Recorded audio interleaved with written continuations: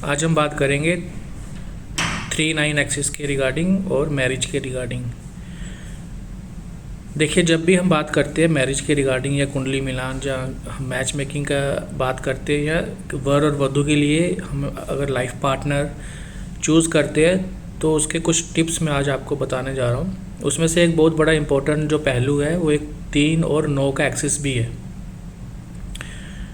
देखिए, अगर हम बात करें नवम भाव क्या होता है, नवम भाव हमारा धर्म भी होता है, हमारी अथॉरिटी भी होती है, हमारा व्यवहार, हमारा धर्म, हमारी रिस्पॉन्सिबिलिटी, हमारा संस्कार, हमारे ट्रेडिशंस और धर्म, ये नवम भाव हमें बताता है।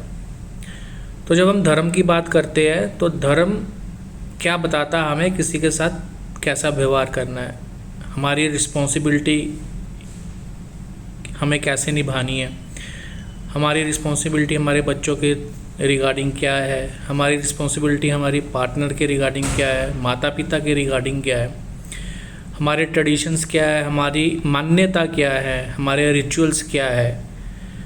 तो ये सब नवम भाव के ही चीज़ें हैं। तो इसको हम अगर शॉर्ट में बात करें तो धर्म लेकर चलते हैं, पति का धर्म, पत्नी का धर्म। और सप्तम भाव अगर हम बात कर रहे हैं मैरिज के रिगार्डिंग तो सप्तम भाव जो प्राइमरी हाउस है शादी का, तो सप्तम भाव क्या है, कॉन्ट्रैक्ट है, एक तरह का कॉन्ट्रैक्ट है दो लोगों के बीच में। इसलिए यहाँ से हम मैरिज पार्टनर के अलावा बिजनेस पार्टनर्स भी देखते हैं। तो जब हम पार्टनर की बात करते हैं तो यहाँ पे कहीं ना कहीं टर्म्स एंड कंडीशंस आती है। आपने देखा होगा जब हम शादी करते हैं, अग्नि के 7 फेरे लेते हैं तो उसी के साथ 7 वचन भी होते हैं।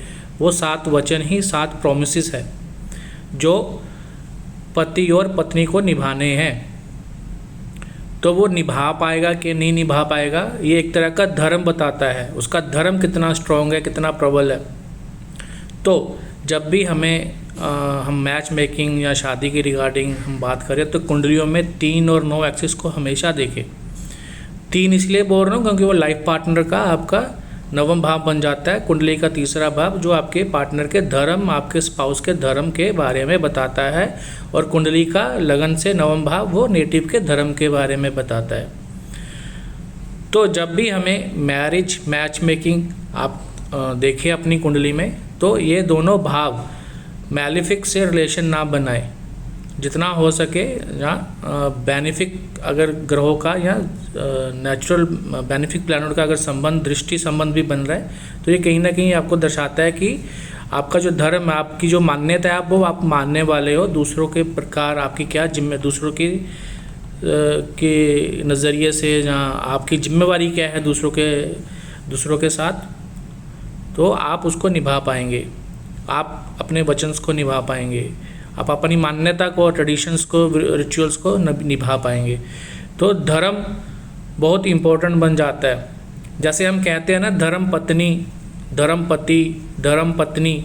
देखिए, अब नवम का जैसे लगन का पार्टनर कौन बनता है, सप्तम भाव। तो ये सही से हमें यह हिंट दे रहा है, हमें ये इंडिकेट कर रहा है कि फर्स्ट भाव और 7वां भाव जब दोनों एक साथ मिलते हैं तब जाकर नेटिव कंप्लीट होता है, पूरक होता है। मतलब पहला भाव, सप्तम भाव एक दूसरे के पूरक है। उसी प्रकार से धर्म का सप्तम भाव तीसरा भाव मेरे कहने का मतलब नवम भाव से अगर तीसरा भाव देखें तो वो सप्तम बन जाता है। तो इसी प्रकार से धर्म पत्नी, और इसी प्रकार से हम इसको देख सकते हैं। तो देखिए, बहुत ही अच्छा सूत्र है।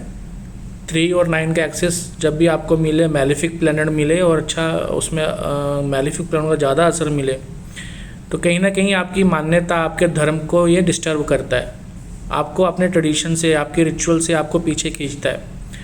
तो आप कहीं ना कहीं ऐसा करते हो कि आप घर के खिलाफ, बड़ों के खिलाफ आप जाकर कोई ऐसे डिसीज़न लेते हैं जिसके कारण आपको आपके भविष्य में जाकर आपको उसको टॉलरेट करना पड़ता है, भुगतना पड़ता है।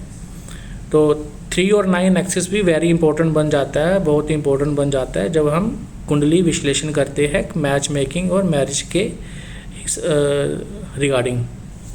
आई होप आपको अच्छा लगा, छोटा से समय में मैंने बताने का प्रयास किया है। और ये एक छोटी सी सोच है, विचार है, आप इसको सोच सकते हैं और अपने अपनी कुंडलियों में लगा सकते हैं। धन्यवाद।